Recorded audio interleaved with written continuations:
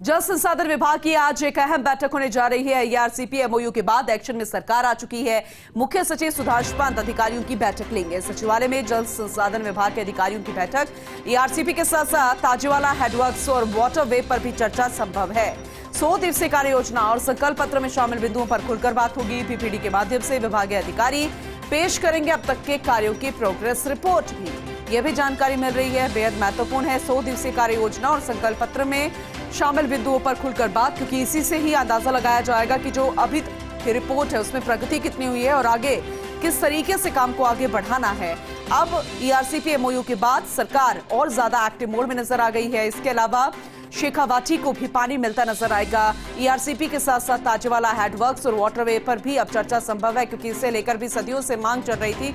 अब वो भी इंतजार खत्म होगा, वो मांग भी पूरी होती नजर आएगी। इसके अलावा 100 दिवसीय कार्य योजना और संकल्प पत्र में शामिल बिंदुओं पर खुलकर बात भी होगी। पीपीडी के माध्यम से विभागीय अधिकारी अपने अब तक के कार्यों को दिखाएंगे। अभी तक उस रिपोर्ट को साझा किया जाएगा जो अब तक का काम रहा है, लेखा जोखा रहा है, उसमें कितनी प्रगति हुई है, आगे किस तरीके से काम किया जाना है, कितनी स्पीड और ज्यादा इस काम में लेकर आनी है, और अगर कोई संशोधन करना है वो भी इसी बैठक के माध्यम से फैसला सुनिश्चित कर लिया जाएगा। लेकिन कुल मिलाकर यही कहेंगे कि गवर्नमेंट अब एक्टिव मोड में नजर आ रही है और ठीक लोकसभा चुनावों से पहले जिस तरीके से आरसीपी को मंजूरी मिली है, अभी ये काम और ज्यादा गति पकड़ता नजर आ रहा है।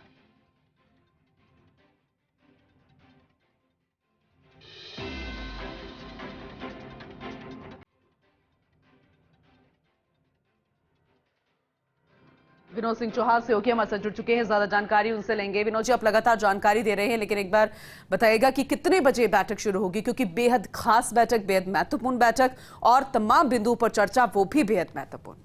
जी बिल्कुल, देखिए बैठक अभी शुरू हुई है। ठीक है। और सचिवालय में बैठक शुरू हुई है, सीएस बैठक ले रहे हैं। बड़ी बात यह है, देखिए कि जिस तरीके से ईआरपी को लेकर के राजस्थान सरकार अब एक्शन में है और तमाम मुद्दों को लेकर बैठक होगी। 100 दिवसीय कार्य योजना को भी लेकर बैठक होगी। तो मैं आपको बता दूं, लोकसभा चुनाव को देखते हुए तैयारी करनी है।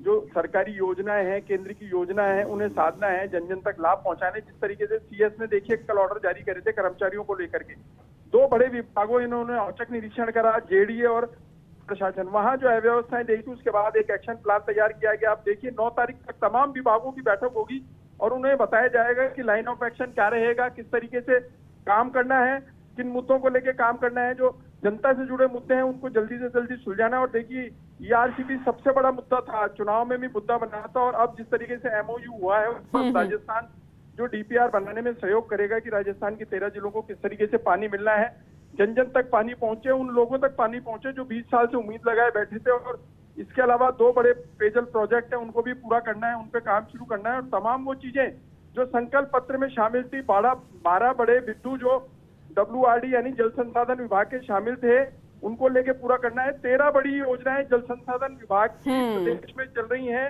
550 करोड़, 5,500 करोड़ से ज्यादा की। उनमें से 3 बड़ी योजनाएं इसी साल पूरी होनी है।